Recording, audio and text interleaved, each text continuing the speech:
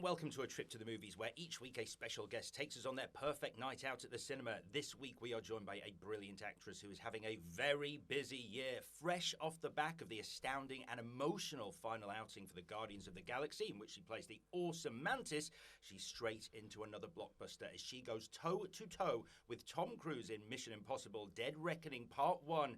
Here to tell us about that and take us on her perfect night out at the movies, it's the wonderful Klementieff. Hello. Woo! Hello, hello. Hey, how are you? I'm good, and you? Yeah, I'm very well. Thank you for joining me in this basement, a mile beneath the streets of London. It's lovely. Yeah, I love being in basements early in the morning. It's a weird place to be at this time of day, especially when it's so nice outside. Obviously a big day, the premiere tonight. You excited? Yes, very. It's going to be a big one. So, Mission Impossible Dead Reckoning. First of all, congratulations on an incredible film. Congratulations on Paris. We're going to talk about her.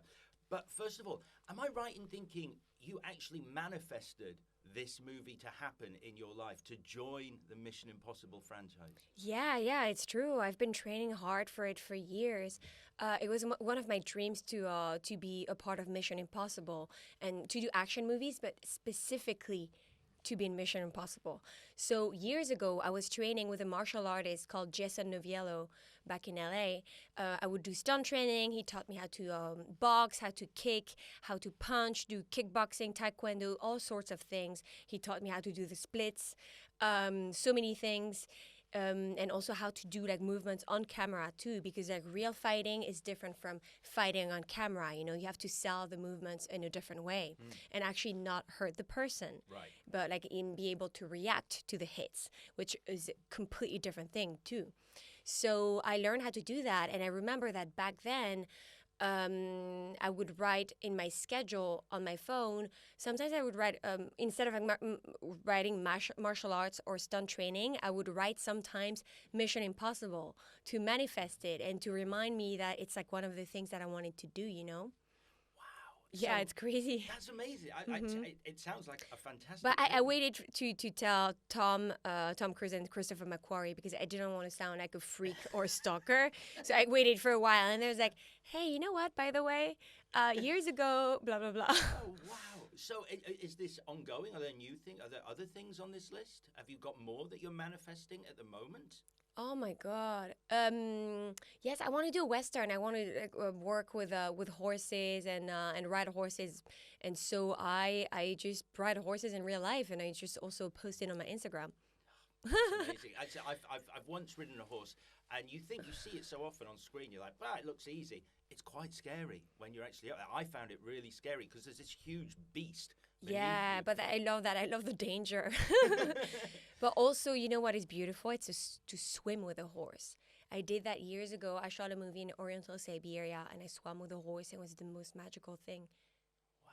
Yeah, they're so strong. And so you have to, you're on the horse, and then when the horse is deep enough that he can't walk anymore, he starts swimming, and they're very strong, you know? So to not be too heavy on the horse, you have to step out of the saddle and just, you guide him with the reins, but you let himself swim for both of you because he's very strong. But then when he starts getting foot again on the, on the ground, you have to be ready to just go with him because he wants to go like, okay, I don't want to swim anymore. So we're like, okay, yeah. That sounds scary, but incredible. So you're literally being dragged along by the horse. And it knows. And you navigate, you say like left or right with the reins. So you have to make sure that the reins are the right, the right pressure, but you don't want to be too strong either, but just to guide, you know. So if I was to look in your phone, it would say in your notes section, swim with horse. That would be in there. You're manifesting. I mean, I would love to do it again for sure. I remember watching an interview with you around the time of Guardians of the Galaxy 3, where you were saying how great it was that Mantis got to do some action in that film for the first time. Yeah. I guess now with this, because you've been sort of practicing action, like you just mentioned, your very first big film, Old Boy, the remake of Old Boy, you trained for that as well. How much have you ticked that box with Dead Reckoning? Was there a favourite action sequence to shoot in this movie? Because I've got a couple in my head. Oh my God, I did so much fighting. Oh my God, my stomach is very noisy. I don't know if you hear it. So it's making a noise like a monster. Shh, shut up. You're not being interviewed. It's me. It's like, I have something to say about the movie. Like, no. I'll tell you how hard I had to train for this Yes, movie. my stomach. Shut up. Okay, I'm going to answer the question now. So I did so much training, and of course the best fight scene was to get to fight with Tom, Tom Cruise. My problem now is that I did a fight with Tom. How can I top that? It's a dream when you're an actor and when you want to do an action movie. He's the best of them all. So this scene was incredible to shoot. Also, at some point, I had to fight two guys at the same time. I don't know if you remember. It's like in the on the train, so it's a very tight space. Yep. We had to use like high kicks, which was really fun. But you have to be super controlled to make sure that you don't actually hit the person's face. Mm-hmm. And with kicks, it's even harder to really control the leg and stop right before the face. Because you have to like go next to the face but not too close, and then you have to recoil, you have to go back to to show the power, so it's like super precise. But I love doing that. And also at some point I had to run on top of the train, on top of a moving train and jump between carriages, and that was really awesome because usually in movies they don't let shh. No! It's fine. It's like you're interviewing two people at the same time. It's my stomach and me. No, usually in movies you do that in studios, and you don't do that in real life. But with Tom, everything is possible, so you get to experience the real thing. And I think for the audience, you can feel it even more that it's real. So when did you actually find out they wanted you to become part of it? Was it a phone call? Did Tom call you? Did your agent call you? And did you, at that moment when they were like, "Hi, we want you for Mission Impossible: Dead Reckoning Part 1," you were like, "Yes, phone." Yes, phone. So I remember I kept sending fighting videos to my agents and saying I would love to do action movies, especially Mission Impossible. So they knew. And then I think Christopher McQuarrie went to my agency. We have the same agency. And he asked his agent, "Do you know an actress who would love to do action movies?" "Yes, we know one. She keeps sending videos." And then, great. You've got a hustle. You're hustling. And then we had dinner with Christopher McQuarrie. Right away, I told him about horses. It was like, I think you should bring horses back to the franchise, or they should be in the movie. Like, I don't know why I started talking about that. It was like, I was thinking about that, by the way. And then we talked for hours, and it's such a beautiful meeting. He's so smart, so kind. We're talking about everything, about cinema, about movies, family, everything. And he's so amazing. I remember going back home. I was overwhelmed. I just cried, I felt like I met such a special person. And I wanted to work with him, but even if I didn't work with him, I just wanted to watch the movie, and I couldn't wait to do what he would make with this movie, And then I did a screen test. They flew me to London to do a screen test with Tom, and McHugh was there, of course. And I did the scene a few times. It was a dialogue scene that's actually not in the movie. And they asked me to do it. I did it in English, and then they asked me to do it in French because it's my first language. So I translated it live, the things that I had to say, but it was such a bad translation because I did it on the spot.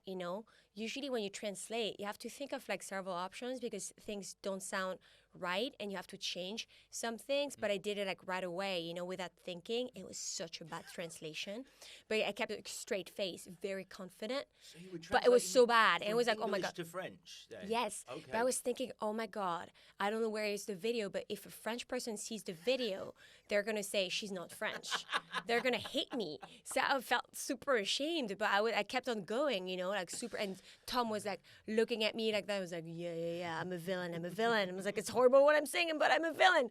And but it was so much fun. And then I remember I flew back to the U.S. and I was working on a different movie called Thunder Force with Melissa McCarthy, comedy. And I was in a parking lot.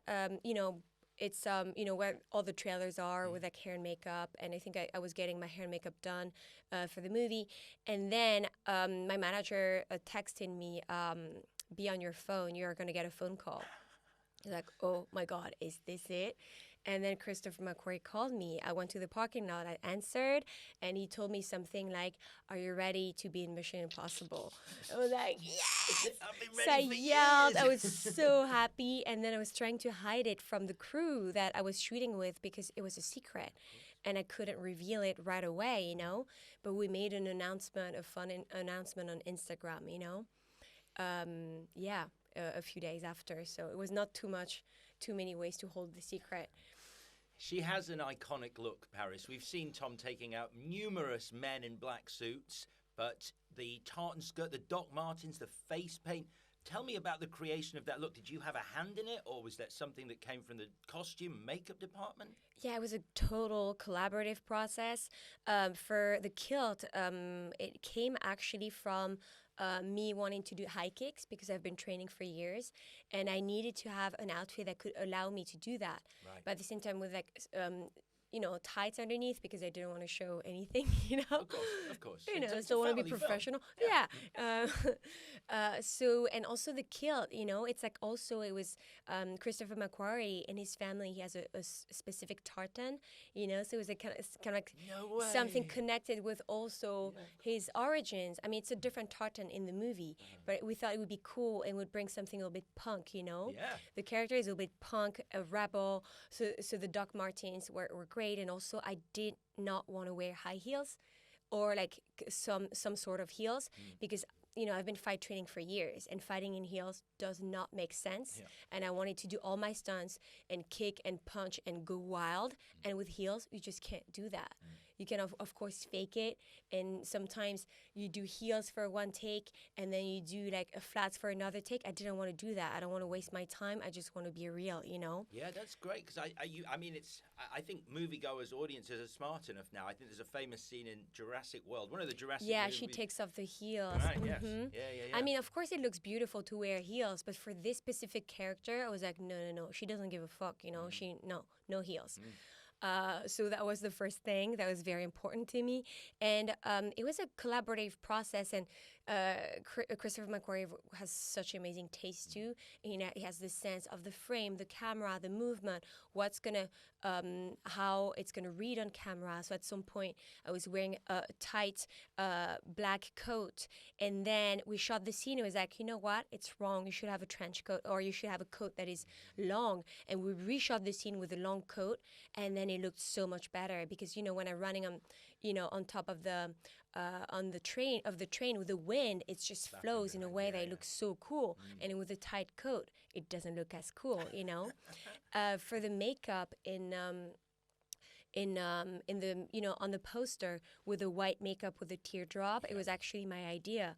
Really? We were shooting in Venice, and all the characters are supposed to go to a party was supposed to be a masked party, So everyone was supposed to wear a mask, all the actors, and I thought, you know what? My character wouldn't wear a mask. She would draw a mask on her face. Yep. She's a rebel, Yep. and she's kind of like doesn't want to follow the rules, And actually, I did that myself years ago when I was in Paris. I was at a girlfriend's place, and she invited me to a party. She said, I'm going to a masked party, Do you want to come? I'm like, yeah, sure. I don't have a mask. And I was like, you know what? I'm going to draw a mask on my face. So I took some makeup, a black pencil, and I drew a mask like that on my face. And it was cool. Yeah. And so I thought that the character would do something like that.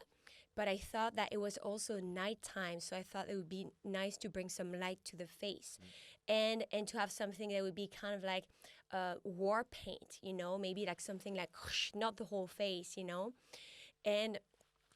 and I thought that it would be kind of like eerie and a little bit creepy to have something a little bit like a pantomime. So I was inspired by this specific character from the Commedia dell'arte called Pierrot Lunaire, which is kind of like a cute but melancholic character who hides his emotions and who has like a little tear here, and oftentimes there's a moon with him, and he's with a big collar and white, like a little doll with this little teardrop. I'm like, oh, is he sad? So I wanted to bring something a little bit melancholic and and weird, and we thought that actually would look good with the fight that happened right after, because with the fight it would just like, you see in the movie the makeup is like dripping and the face changes completely. So at first it looks pretty and like a little angel and a little weird with the teardrop, like a thug, a little bit. Yeah. But at the same time, at the end, it's just like I look like a monster. So it was like very interesting visually to create something like that, She must have been a wonderful character to discover. I won't spoil it, but what an arc for a villainous character as well. She's just got such a wonderful arc in the movie. We're going to talk more about Mission Impossible, but for now it's time to head to our virtual cinema because, Pom, you are our guide. We are your audience. We're going on a trip to the movies. So imagine we're pushing open the doors to the foyer of the cinema. Oh, yeah. There's a excited buzz from the crowd in the foyer. They're looking forward to the night ahead. So it's your perfect cinema trip. Who would you take, living or dead, to go with you? Can I take a horse? You can absolutely. Based on what you've told me so far about horses and your love for the equine world, yes, take a horse. Okay, I'll take a horse, maybe a small one. A miniature pony or I think it's kind of rude to take a big horse, so I would take a miniature horse. Did you see videos of miniature horses? Yes. They're so cute. Yeah. Okay, a miniature horse. Sat right next to me. I would be on the front row because I don't think he would be able to sit anywhere else. No, is he sitting? So you're saying that the horse is actually sitting in a cinema seat, not standing next to you? You know what? If it's a miniature horse, I think it's possible. Okay. Yeah. Yeah. If he's small enough, he will be sitting like next to me, like on the right, because I'm right-handed and I want to pet him throughout the movie. So I will be sitting. He'll be sitting next to me. I'll bring some carrots, to make him happy still. Yeah. Of course. And I can eat some carrots too. We can share the carrot. Very cute, petting. And then I'll watch. Does the horse have a name? Are we giving him a name? Have you already thought of the name you'd give your own miniature horse? Yes, Dynamite. Great. Like in Mission Impossible, when they're like doon doon doon doon, like with a fuse. Yeah. I love that. Yes. So instead of an explosion at the end, it'd be dun dun dun, and the horse would go. Yes. Sure. Yeah, we should like redo the whole music, but with like horse sounds instead. I'm thinking of maybe redoing the whole movie, but with horses in every role. Yeah, I mean, I've been asking Christopher McQuarrie for horses, like more horses. Yeah. But there is horses in the movie. It's actually beautiful. The bit where he's lying down with the horse and hiding. Oh, that's so beautiful. So it is, and he's just stroking it to keep it calm. Yeah, it was kind of like improvised, by the way, this particular scene. I'm bummed because I was actually in Australia shooting Thor when he did that, but it was like really special, all these scenes with the horse. Beautiful horse. All right, you're going with a miniature horse called Dynamite who is sitting on your right hand so side. Cute. I love I it. want this to exist now. Okay. Right, there's a clock on the wall in the foyer. It reads a specific time. What time of day do you want to go to the cinema? I mean, I love going in the evening, but I think for the horse's schedule, I think it's better daytime. I think it's better, I don't know, around 11. 11 a.m. Yeah, I think so. Okay, I don't know a lot about horses. Is that when a horse is most wanting to go to the cinema? I just checked his schedule, and 11 a.m. or around that time seems like a good time for him. That's a great time. I mean, Dynamite's busy in the evening. He's got a lot of night shoots at the moment. Yeah, he has like a lot of grass to eat. Yeah, he's got to keep his energy up. Is Dynamite involved in the movie industry, or is he just a regular horse? No, he doesn't really want to be in the spotlight, to be honest with you. I like that about him. He's a very humble. Yeah, he's humble, Humble. Yeah. Okay, great. Okay, so I think you mentioned this already, but you've booked the tickets. Where are we sitting? Are we sitting? Did you say we were going to sit on the front row for Dynamite? Front row. Oh, front row, but it's balcony. I need to be specific. Okay. Okay, because I can put my feet on there's a banister. Really? I can put my feet there. And it's actually a specific movie theater called the Max Linder in Paris, in the 9th arrondissement. The Max Linder? Yeah. And I remember going there watching Pulp Fiction. Because like sometimes they do, they show movies that were shown that came out years before, So it's not just the movies are on screen right now. So I think I could rewatch Pulp Fiction with him. Okay. Well, we're going to come to the movie. Wait. Maybe we should choose a movie with horses in it.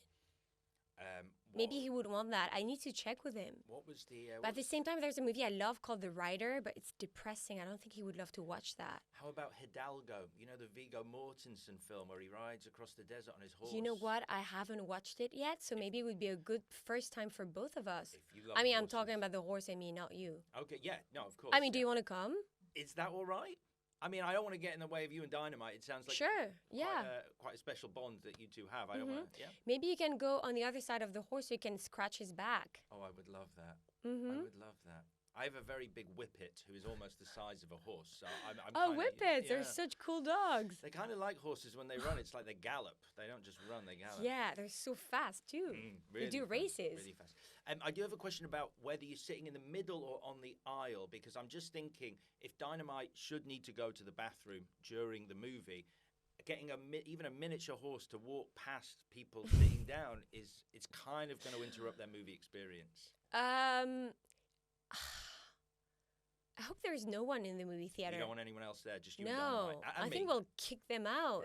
Great. A horse kick as well. That'll send them flying. Yeah, all right, brilliant. So we're sitting on the balcony at the front, in the middle, so Yes. Dynamite can drape his hooves over the metal bar as So well. cute. Just relax. All like Yes. that. Yeah. Got it. Okay. Mini hooves. So, the air in the foyer, this is the final thing we need before we leave the foyer. It's full of wonderful smells. All manner of food is available, all snacks, any snack you can imagine. What would you like to eat while you're watching the movie? I mean, you've already mentioned carrots. For Yeah. I'm Dynamite. gonna split some carrots with him. Sure. But of Sweet course, or salted carrots? fresh carrots. Fresh carrots. Yeah. Organic. Of course. Yeah, good. Only the best for Dynamite. Yeah. Yeah. Fresh, organic carrots. What else? I mean, for myself, I could eat some popcorn too. You know, who Okay. doesn't like popcorn? I don't know. You would share the popcorn with me, right? would- Do you like popcorn? I do, but how do you take your popcorn? Because there are several different ways. There's salted, there's sweet, there's mixed, and I think in America they have butter. Yeah, that's too much. The butter thing in the U.S., I'm not really into that. It's like, how much butter do you need? Like, are you crazy? Yeah. Actually, when I used to live in Paris, I would start with like sweet and then salty on top of it. And I think is it the same in the UK? I think you can have both. Yeah. I like that. But in the US, it's too sweet. So the sweet popcorn, I don't like it because it's too sweet. There's like so much caramel in it, you know? It's all sticky, right? Yeah. Yeah. I mean, like one is good, but you can't eat the whole thing. It's too much. So you're layering it. So we're going Yes. sweet at the bottom and then salt on top. So you get all the saltiness, and then you're like dessert is the sweet popcorn at the bottom. Yes. Or do I do the opposite? I don't remember. Okay. Yeah, no, that's the right thing. Yeah. Savory then sweet. It's like a three-course Yeah, meal. yeah. You've got some organic But at carrots. some point, you kind of like mix it up a little bit. At the beginning, you just have the salted, and then you kind of like start to like play around, you know? I don't know whether horses can eat popcorn. Is Dynamite allowed any popcorn? No, I don't think so. I don't think it's good for him. I don't think so either. No. Okay. Just the organic carrots and some sweet and salted popcorn for you. Anything to drink? Just water in a bucket. in a bucket. Yes. So Dynamite. This is Dynamite Yes. based. 'Cause Uh-huh. Yeah. Okay. With me, a big straw, very long straw, and him. I mean, you saw how like horses drink. It's so cute. So like that. Yeah. So you're happy to share your water with Dynamite. You don't want separate bucket for him and your own cup. I don't need a separate bucket. Of course you don't. Yeah. All right then. We're going to leave the foyer. We've got everything we need. We've got our bucket of water. Dynamite is trotting alongside us.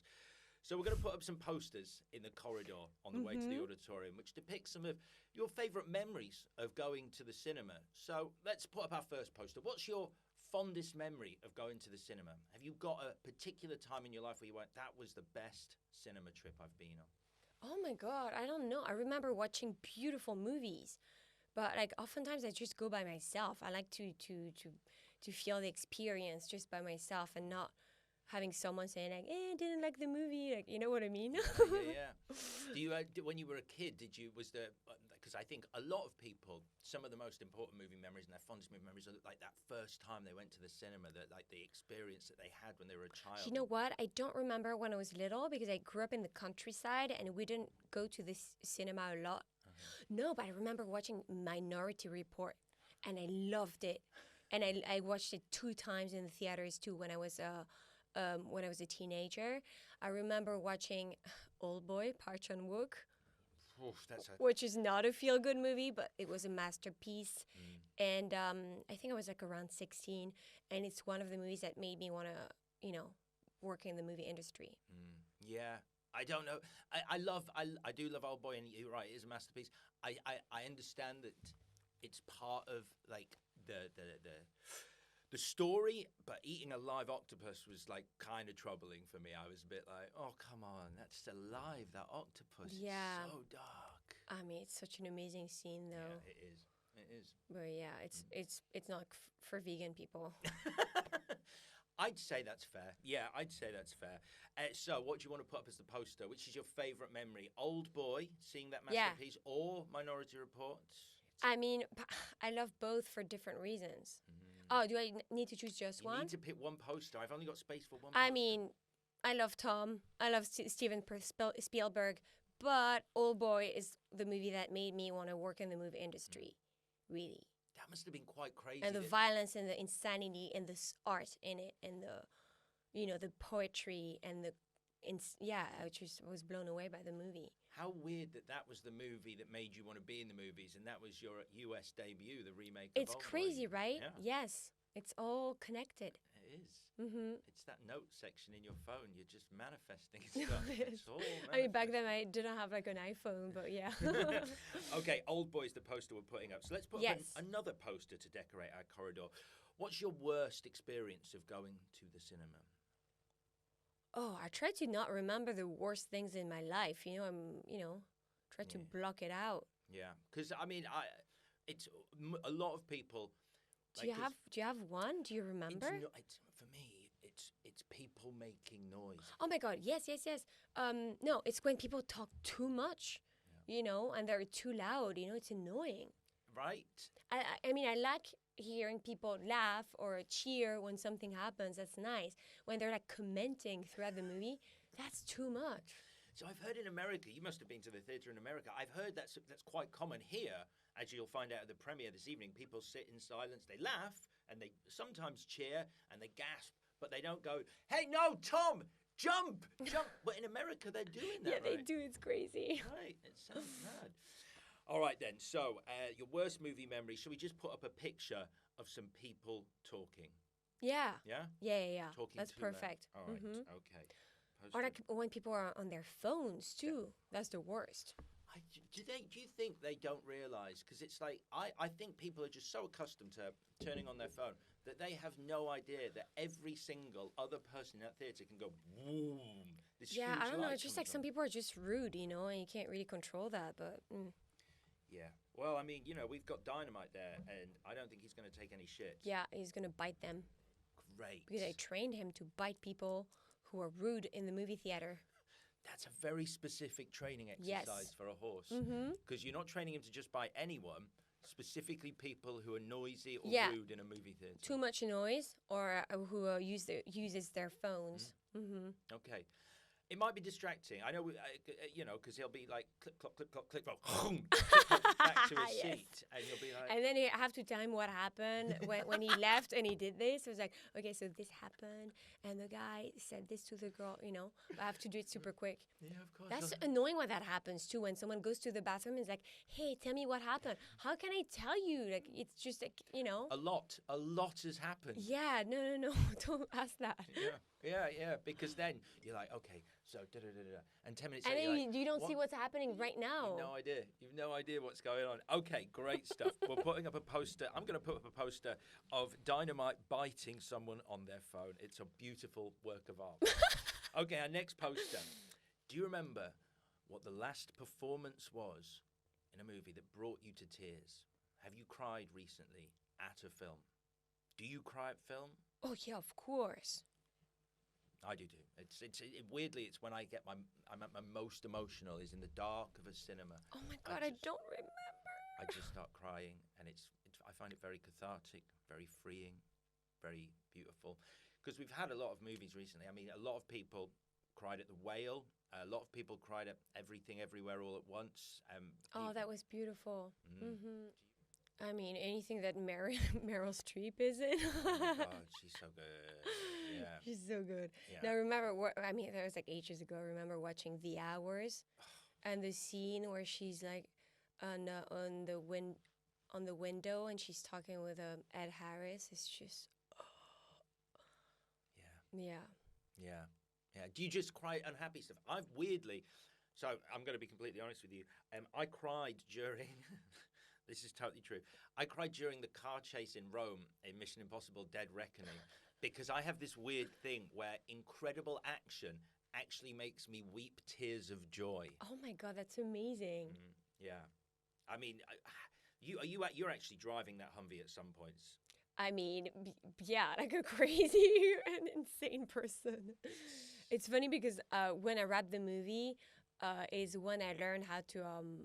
I wanted to take drifting lessons to learn how to do donuts and things like that. So I actually trained a lot after I wrapped the movie. That must be so much fun learning. Yeah, how it's to really do that. fun. It's hard, and it's like actually you have to do a lot of things that are the opposite of what your body wants to do. You know, it's a very like this. You know, like it's crazy. But it's like really good for the brain. It just like makes you super sharp. Is that one of your favorite action scenes in the movie? Because, like I said, I cried at it. It's just because it's done for real. I mean, what I love about the Mission movies, No, but the editing is incredible too throughout the movie.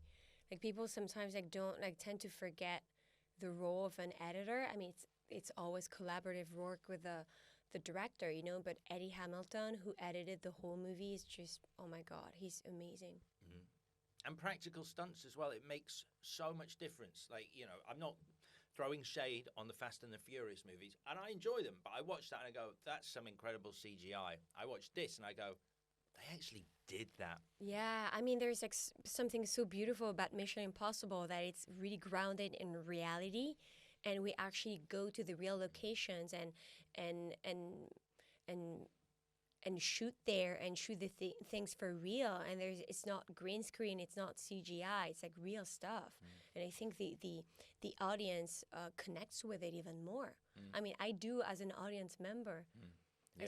I saw the movie last week, and I was just blown away.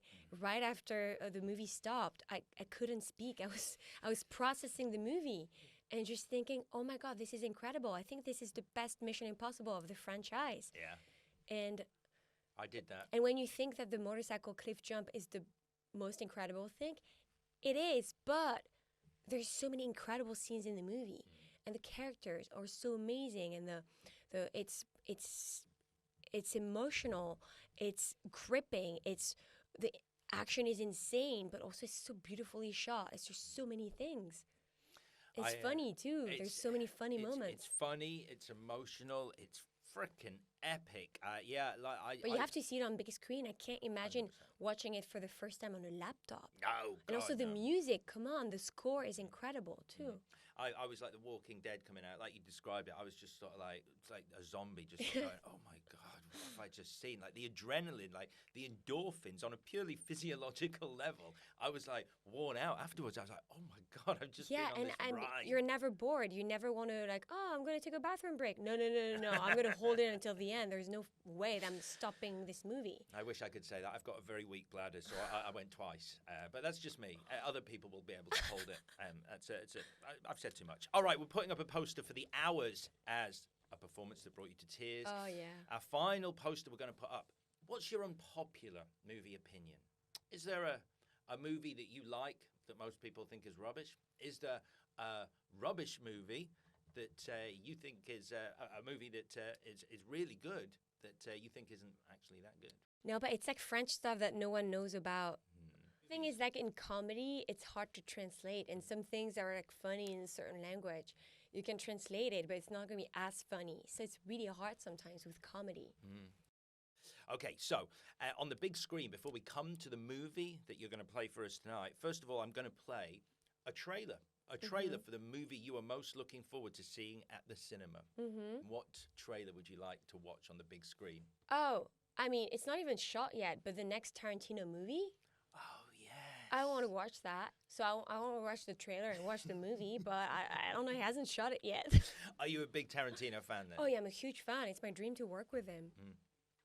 Do you have a favorite movie of his? I mean, all the Kill Bill movies, Oh God. Pulp Fiction. I mean, all the movies are incredible. So this new one is supposed to be obviously Tarantino says he's making. I think it's his final film. That's what he says. So they say it's going to be about a critic. It's about a movie critic in the 70s, and obviously people are like already going. I wonder if it's about Pauline Kael, the famous. Yeah. Which will be interesting. Yeah. All right. As you say, there is no footage for this yet, but we're going to get Tarantino on the phone, get him to knock up a rough trailer for you, and we're going to play that on the screen. Yes, All perfect. Right. It's a trailer for the as yet unshot Tarantino movie. Okay, next up. Is there a moment in cinema that makes you pump your fist in the air? I never pump my fist in the air. Do you mean kind of like, Exactly this? that. Oh my God. Yeah, exactly. I think it's like any Mission Impossible movie, to be honest with you. There's always a moment where you're like, yes! Yeah. Putting Dead Reckoning Part 1 to one side, because obviously... The skydiving scene in, what is it, Fallout, right? Yeah, Yes, this. That's insane. Even the first movie, you know, when he like drops on the wire, and you know, I remember watching it when I was like 11, I think, in France, in Bretagne, in a tiny TV that was barely working, and it was black and white, and I was blown away by the movie and by the action. Yeah, it's so good. I think it's one of those series, like you said, where it seems to just get better and better. Normally, sequels have slightly diminishing returns, but the movies just get more and more epic. The stunts get crazier. It's really great. They keep getting better. It's insane. Okay, so we're going to have, which one? Should we pick the skydiving scene or the on the wires? Which is a bigger moment for you? I mean, I'd say the skydiving scene, because I love to skydive, and it makes me want to do it with them. You've skydived already. You've done it before. Yes.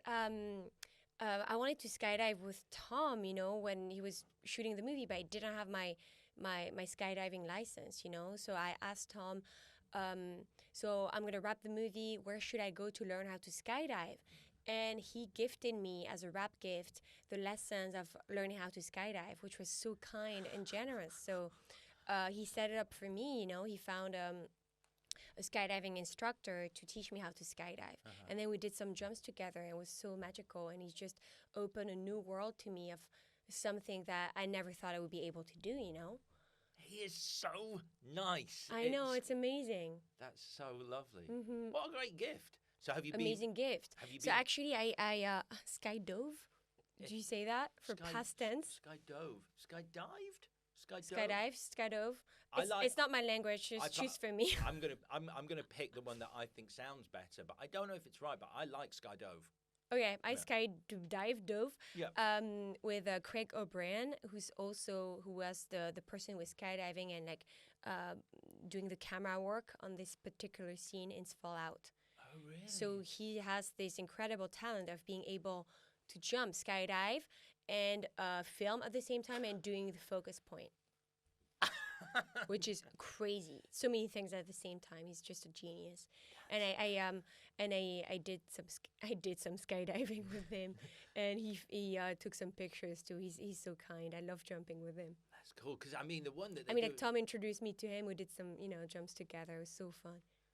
Do you know? And you don't get scared at all, because I can't even fathom ever. I mean, doing you always have a little bit of scary feeling, but in a good way, because you're prepared and you know how to react if something goes wrong.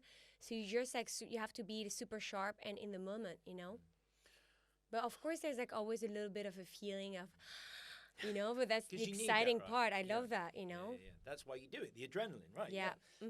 Okay, cool. Because I think in Fallout, it's what they call, it's the high altitude, low... Yeah, Halo. Halo jump. I did that too. It's so much fun. Like you've done one of those? Yeah, you have to have like a little oxygen thing in your mouth. That's insane. It's so much fun because it's a lot of free fall, you free fall for a long time, so... And when you free fall, you can just like do figures in the sky, dance in the sky. You can do like flips. You can like, I don't know, just do the splits, like crazy things. And you see some people are so good at it. It looks magical, Okay, I'm almost sold. I'm still learning, you know. I don't know how to do all the crazy stuff, but I'm learning like figure by figure, you know, the T position, the layouts, you know. Cool. Okay. I like that. So, sorry, oh, yes, so that's where we were. We were with the moment that makes you not pump your fist in the air because you don't do that, but go, bah! Yeah. Is the Halo jump from Fallout. Okay. Yeah, it's so good. It's so beautifully shot. They did it when it was like just, you know, the night was coming. It's such a beautiful light. And they had to do it. Everyone had to be in sync to shoot it perfectly, you know? And they did like in one take, I think, the whole thing, which was, you know, really hard to pull off, you know? It's a great moment. We're playing it on the big screen. Yourself, myself, and Dynamite. We're loving it. We're all like, Yes. we're like, and Dynamite's like, yeah. Great stuff. Okay, next up, what is your favorite line or piece of dialogue from a film? Is there a moment in film, a line that just it hits you right here? It gets you. Every time? In an emotional way? Could be emotional. Could be funny. Could be sad. Could be anything. I just remember Terminator saying, "I'll be back." In the first one, in the first Terminator. And it just makes me laugh because I like to say it often. And also when I started stunt training for Old Boy, you know, the movie that I did with Spike Lee, one of the stuntmen called me the Pominator. He gave me this nickname. So I like to say, "I'll be back." The Pominator will be back. That's a great nickname. But it's funny because I met Arnold Schwarzenegger recently.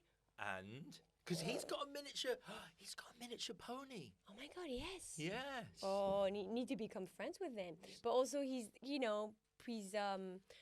with Chris Pratt now, you know, they're the same family now. So I should hang with them on the mini pony. So I told him about I met him in Cannes because, you know, I shot this short movie with BMW, and he's also friends with the BMW people. So I told him that, you know, my nickname at some point was the Pominator, but he liked it. You know, he thought it was fun.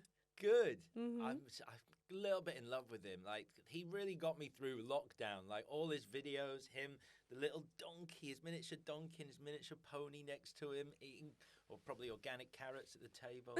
That's so cool. So, I'll be back from the first Terminator movie when he goes into the police station and he's like, and the guy's like, "Yeah, get out of here." He's like, "I'll be back." Yeah, great. Right, that's the line. Okay, we're nearing the end of our journey. But what is your favorite use of music in a film? It can be a song in a movie, can be a soundtrack to a movie, can be a moment in a movie that uses music the best. Oh, that's a hard one. I mean, the thing I can think of, it's like the last movie that I did, you know, Guardians of the Galaxy Volume 3, I think. The opening with Creep by Radiohead was so beautiful. It's so beautiful. You know, very moving, and I love this song so much. So I thought it was like such a beautiful way to start the movie. I love that movie. I'm going to be completely honest, and it might be a little controversial because I know the first one in the series is very loved. 3 for me is the best of the trilogy. It's beautiful, it's emotional, it's funny, it's got everything. Is it sad saying goodbye to that team as we know them? I mean, yeah, it was sad. It was sad, but it's a beautiful feeling to have, you know, it's a beautiful feeling to just care for each other and just loving these characters so much, you know? I mean, for me, James Gunn, I genuinely, I think he's a genius. I, as a writer and a director, I just think his scripts are they just ping. I don't know how to describe it. They just fizz off the screen. Yeah, I mean, it's insane how he's able to manage, you know, the right balance between comedy, emotion, and grounded characters and insane action. And it's just, you know, really care for the characters. And what a message as well. Like, you know, I can't imagine anyone going, "No, it's fine to test on animals," after watching Guardians of the Galaxy 3. Powerful stuff. Yeah. Powerful stuff. Am I right in thinking that even when you were working on the Infinity Wars, like when you got lines for your character, for Mantis, that weren't written by James, like the cast would no, he was always supervising anything that we would say. So he always had to say to make sure that, you know, it was still in tune with each character and that it would be, you know, fine for us to go back to Guardians of the Galaxy, you know, even if we did the stuff with the other characters, it was like still the same continuity, you know? Yeah. What was your favorite scene to shoot in the Guardians of the Galaxy movies? Oh my God, so many. But there's like this scene where I say, hello. That was like so funny. And then after shooting this scene, each time I would come to set in the morning, I would just yell, hello to everyone, and everyone would laugh. But I just like to make people laugh. On Mission Impossible, I had this like big puffer jacket, gold that someone sent me. Jean-Charles de Castelbajac, he's a French designer, and he worked with Benetton at some point, Benetton. Mm-hmm. So they made a collector puffer jacket that was inspired by a puffer jacket that he made like in the 80s or 90s with teddy bears. All teddy bears. So this puffer jacket was all teddy bears, but it was gold. So it was like crazy jacket, but like fucking cool and really funny. So, the shoot was pretty stressful during COVID times.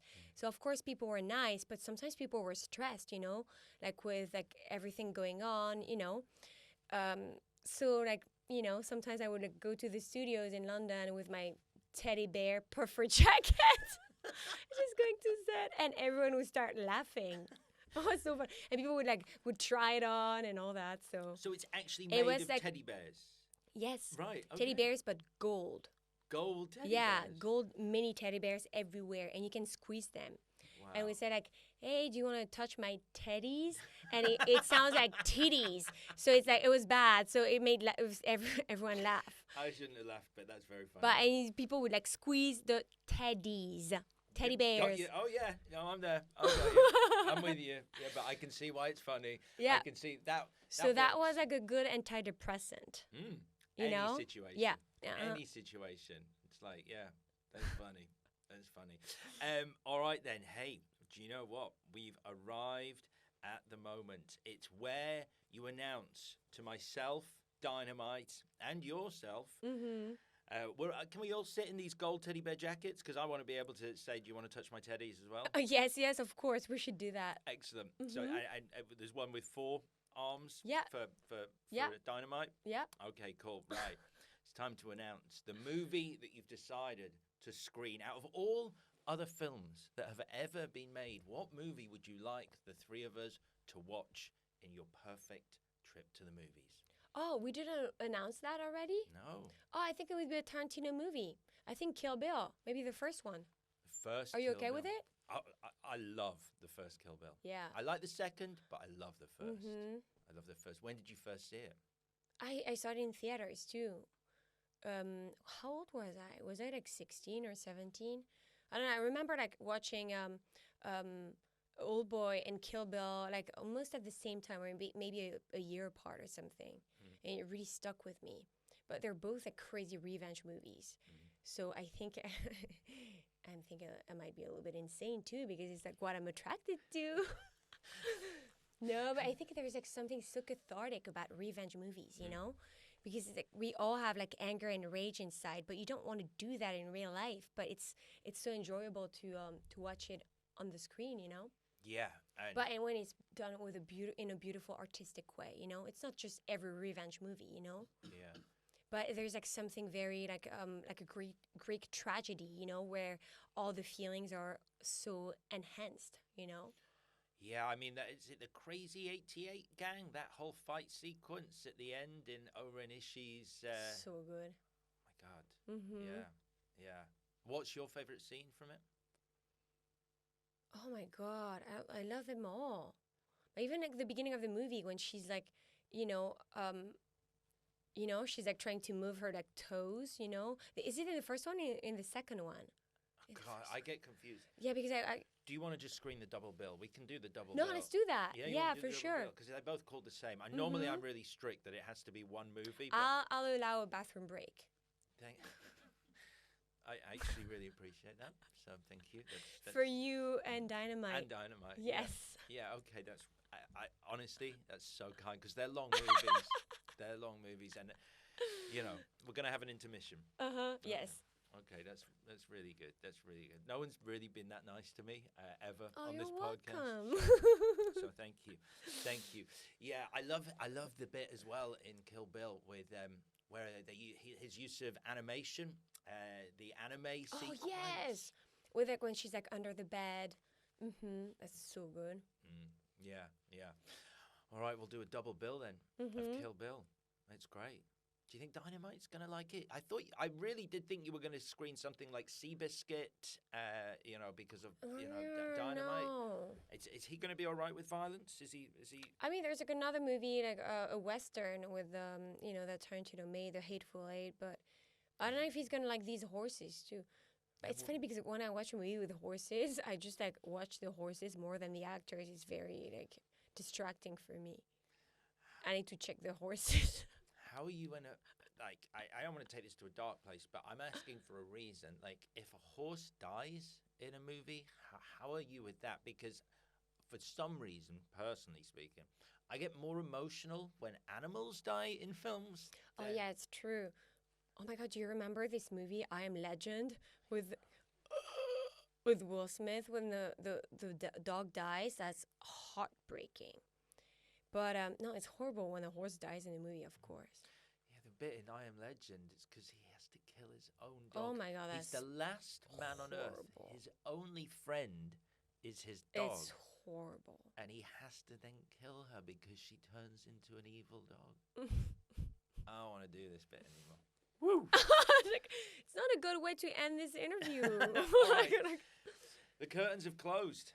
Myself, yourself, and Dynamite were milling out. We're chatting amongst ourselves, enjoying talking about Kill Bill. Do you enjoy talking about a movie after it's finished, discussing it, dissecting it with a horse?